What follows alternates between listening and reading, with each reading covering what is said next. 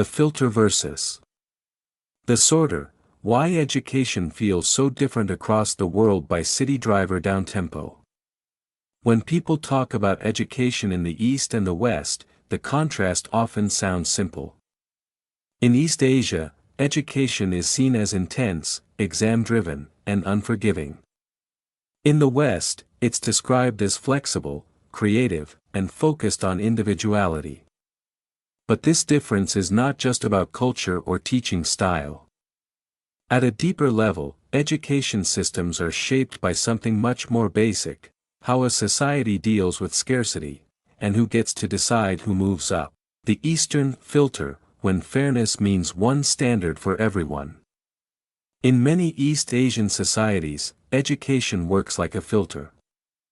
There are far more people competing than there are top schools, stable careers, or high-status positions. When the number of seats is limited, the system needs a way to decide, quickly and clearly, who gets through. Standardized exams became that solution. They are not perfect, but they offer something extremely valuable in a competitive society: a rule that looks the same for everyone. This is especially important in systems where power is relatively concentrated and upward mobility depends on passing through a few narrow gates. In that context, exams are not just about measuring ability, they are about creating trust. If the rules are strict but clear, people are more willing to accept the outcome. But what does this filter actually select for? Not just intelligence. It rewards people who can follow a fixed set of rules for a long time, delay gratification, perform under pressure, accept that there is one correct way to succeed. In other words, it doesn't only measure how capable you are, it also measures how well you can fit into a structured system without breaking it. That's why education in these systems often feels less like finding yourself and more like proving you can survive the process.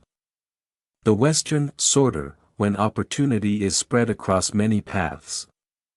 In contrast, many Western education systems act less like a filter and more like a sorter.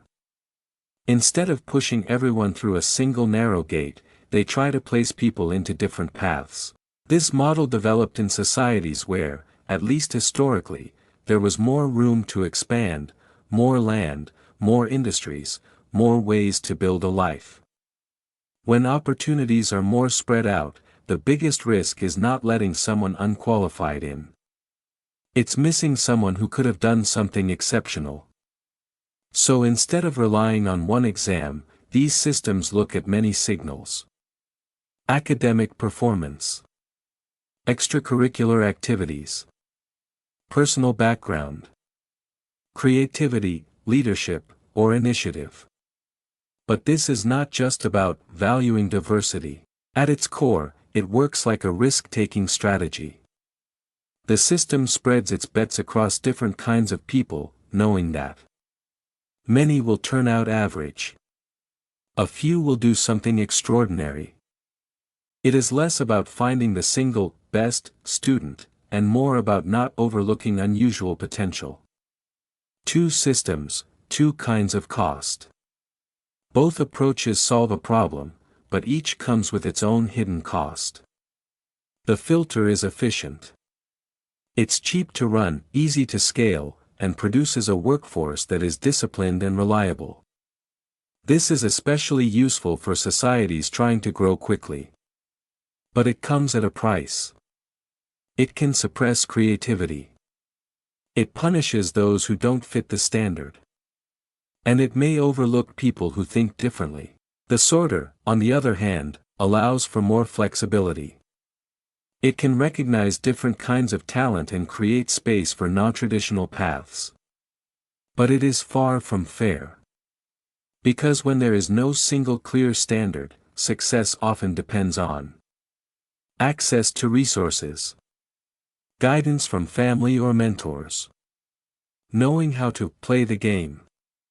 What looks like a broad system of opportunity can quietly become a system that favors those who already have advantages. So one system risks being too rigid. The other risks being quietly unequal.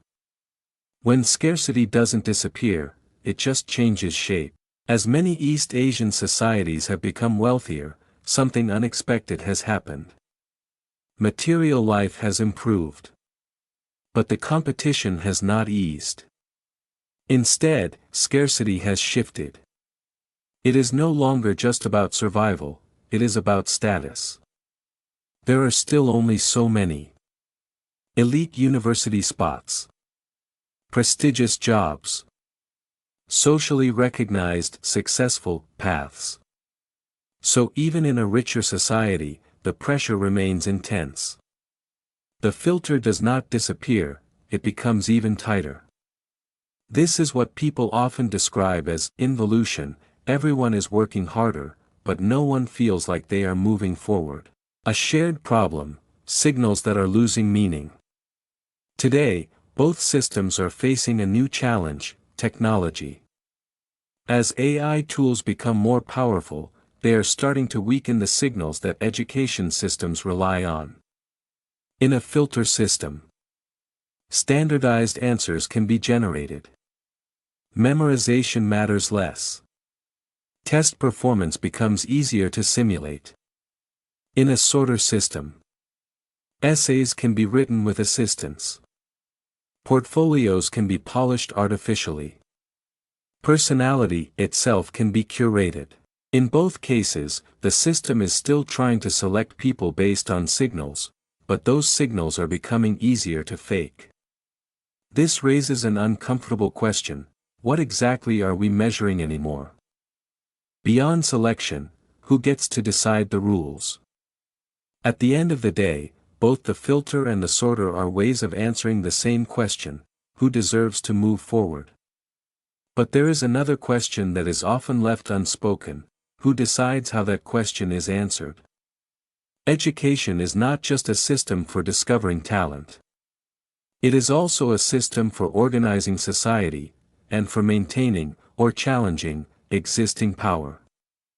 So the real issue may not be whether we should filter or sort. It may be: who controls the criteria? Whose strengths are recognized? And whose are ignored? Conclusion.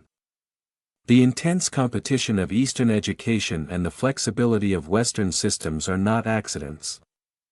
They are shaped by history, economics, and the way each society manages scarcity and opportunity. But as the world changes, both systems are starting to show their limits. One may be too narrow to recognize difference. The other may be too loose to remain fair. And as technology blurs the meaning of achievement itself, both will need to rethink what they are really trying to do. Because education should not only decide who gets a seat at the table, it should also force us to ask, who built the table, and who still gets left out.